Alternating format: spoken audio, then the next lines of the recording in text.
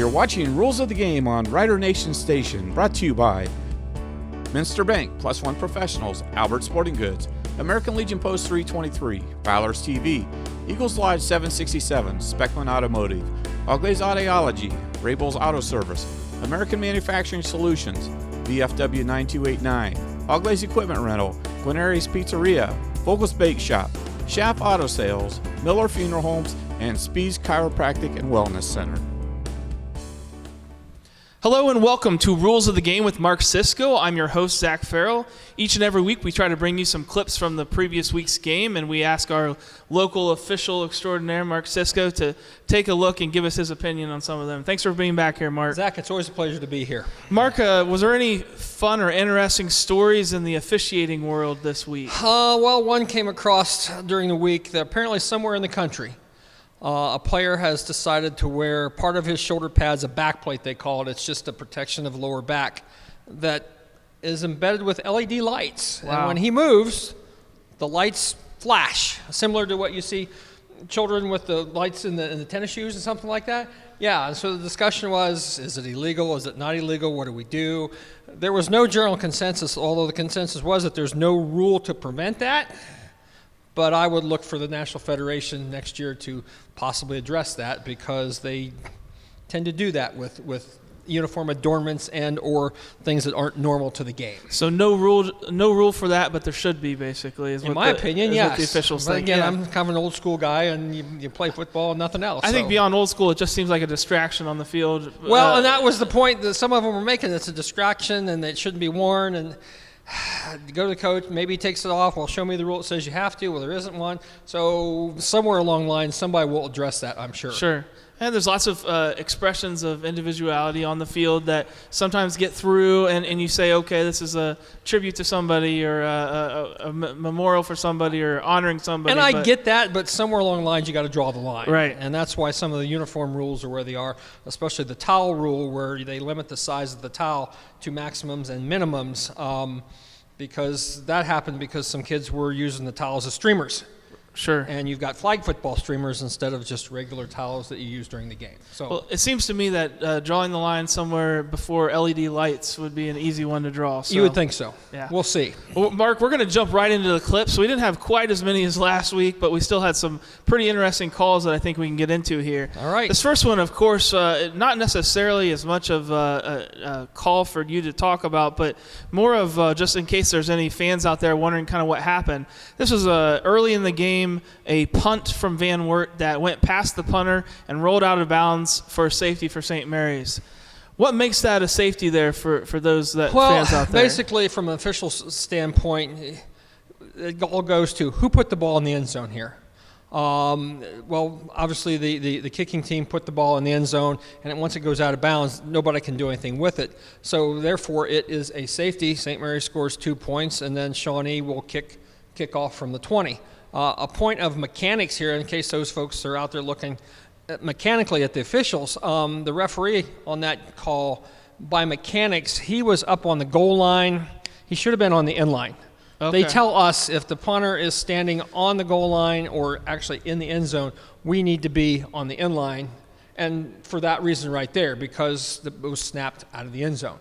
If he'd have been back there, he'd have been perfect spot, no need to roll. They talked about that, this crew. I know who they are. They talked about that and come to the decision that, yes, he should have been back there. You know, we make errors. Sure. And that was a small one, but it happens sometimes. We've seen that before, I think, in maybe in college or NFL. But if the St. Mary's would have recovered that in the end zone, that's a touchdown, that right? would have been a touchdown, correct. We've seen punters kick the ball out of the end zone to avoid the touchdown to give them safety, to give up the safety. Then you're going to have a foul for illegally kicking the ball, which the result of the play is a safety, and the foul would be the same thing because the foul occurs at the point he kicked the ball there, and so you can't really mark it off, so you still get a safety. Right. So if you're a punter that's thinking about that, grab the ball and run out of bounds, maybe. Or go down on it. Yeah. Well, that's better than you're right than 6 points. Right. So, yep. Yeah, it's an interesting little piece of chess there in the punter's head at the last minute. And he's got to be thinking about that really quick. And some right. of them, they're thinking about that, true. Well, Mark, this next play was a long run from Tanner Howell from St. Mary's. And I think a lot of St. Mary's fans thought that he got into the end zone. This was down right along the goal line, but the official that was running down the line stated that he stepped out of bounds right around the 1 yard line. You can see the wing guy up there at the top of the screen standing there. He's running along the sideline. He comes up with the hands to stop the clock pretty quickly. Right. The back judge is standing where he needs to be, right on the goal line, and he's waiting for the wing guy right there to make a call, because he's got him across, but he doesn't know whether he stepped out. And obviously the wing guy over there was up quick with it. He had him stepping out before he got there. And we've got another angle here from the back of it, and what I think is interesting is that the back judge called it a touchdown, actually. Well, let's just see if we can see from this angle. Yeah, you can see the wing guy there at the left part of the screen going up with it. He has him out of bounds right now. We can't see the back judge on this thing. It's possible that the back judge thought that as soon as the wing guy went up with an arm that maybe he was signaling thumbs up, he's in bounds, but in fact, nope, he's out of bounds, and he knows for sure. He's got him right there. So maybe mechanically on that, they should maybe wait to call just another timeout, second if in fact he was going up with the touchdown signal. Wait to talk about it. Correct. This next play here was a late hit called on St. Mary's. I believe it was out of a punt here. Yeah, let's take a look. Towards the end of the play, was this? Actually, this is just a late hit. This was Tanner Howell in the middle here, just shortly after the play, just a personal foul. The little push right there was what they called him for. Which, yeah, I think Mr. Howell's emotions got a little bit the best of him right there, and of course, we as officials only see a second act. So if there was something that caused that, human nature being is we're only going to see the second act. He gets popped pretty good, and then he gets up and shoves. So, yeah, that's a good call right there. That just settles things down if you get a flag early and you get that all put to rest right away. You like to see a player playing with a lot of emotion, but it's controlled emotion. Right. Yep. This next clip here then is a incomplete pass, and this is just that last play with a different view of it with Tanner Howell. So yeah, you might maybe we'll take a look here in the middle of the screen. You can see Tanner Howell gets hit pretty hard right there, and then falls back and kind of gets up and. That's that second act right there. That second one that pushed the other player down. You almost kind of wonder too, if you get hit that hard and you're on the ground, you get back up, you don't realize that the play's maybe over. You're trying to get back into it, but I'm making excuses for a St. Mary's player too. And maybe something was said by the Shawnee player. You don't know one way or the other, and unfortunately, Tanner's the one that got caught. Well, this next play was maybe one of the most controversial plays of the game. This was a incomplete pass called on the Shawnee receiver in the end zone. So this is going to be at the bottom of the screen, a little bit of a drop back and a pass out to the Shawnee receiver. He catches the ball in the end zone. He goes to the ground, and the ball is out there on the ground. You can see it laying on the ground right there. The official waits. He knows he sees it. He's processing it, and he's going to signal incomplete, that the ball was incomplete. We'll let it run through here if we could. And the gentleman down here on the sideline does a great job of getting a look at it. He's got the play in front of him. He sees it come out. He knows that he's telling himself that's incomplete, and it's a good call. And we've got an end zone view of the same play here. I think it gets a little bit cut off, but we can take a look at it, see if we notice anything else from the back view.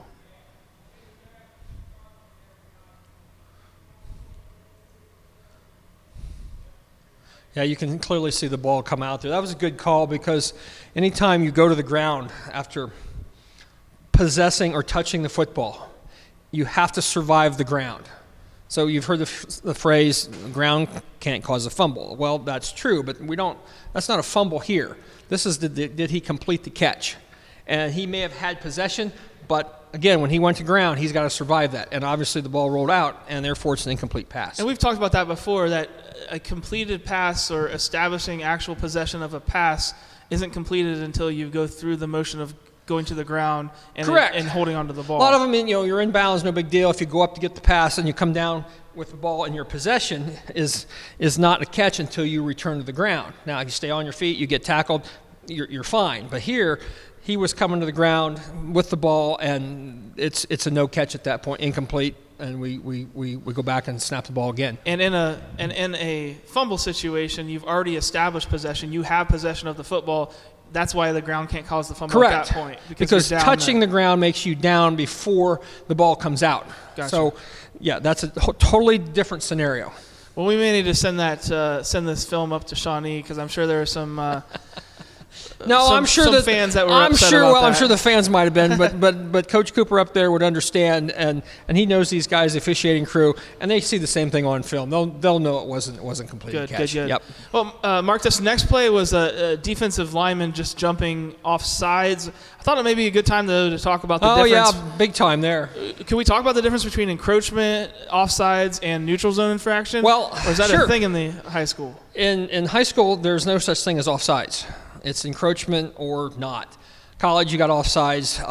The pro game, you have offsides. It's the same foul, basically. But in college, the defense jumps off there across the neutral zone, and if he doesn't make contact, the play will still run. Here in high school, it's a dead ball foul, which means we can't start the play. There's been a foul committed prior to the snap, and it's going to cost the defense 5 yards at that point. So those are really simple type things. A lot of times you'll see kids we've got jump. the same play in the end zone view. A lot of times here. you'll see the kids jump, but maybe they're lined up, way behind the ball and they don't get into the neutral zone. And you hear all kinds of people, hey, he jumped. Well, yeah, okay, he did. But if he doesn't cross into the neutral zone, which basically is the width of the football or the length of the football, you have no foul. So he doesn't have to touch a player. No. He just basically has to get past the nose of the football, and that's a foul. Gotcha. So this next play, Mark, was an interesting play. This was roughing the passer, an interception from St. Mary's, and no roughing the passer called. I just wondered if you thought that maybe St. Mary's got away with it here. No, I don't know. I mean, looking at the play, I'm not sure that the roughing the passer is warranted there. It was also a good excuse just for me to get a play that I really liked because it was almost a big man touchdown into the show. I can identify with that sort of thing. But no, the quarterback, I don't think he was roughed there. I mean, the hit was very soon after the ball was released, and there was no helmet to helmet or anything along those lines, and the defender was right there on him, and maybe have caused some of that by being right there. Maybe the quarterback had to alter his motion. So this kid for St. Mary's can run the football back. No, we're good there. That's a good no call. Good. Well, this next play that we have was an interesting play. This was a personal foul called on St. Mary's at the end of this punt here for kind of a late hit or an away from the play type of hit. Right there. Right. And you say there was. I didn't realize this. If you look in the middle, you see see the umpire on the right side of the screen right there. See the umpire? That foul. Yep. There's going to be a foul that's going to happen just ahead of him as he turns. There's going to be a Shawnee player push a St. Mary's player in the back right there. Right there. Yep. And then we have a foul here.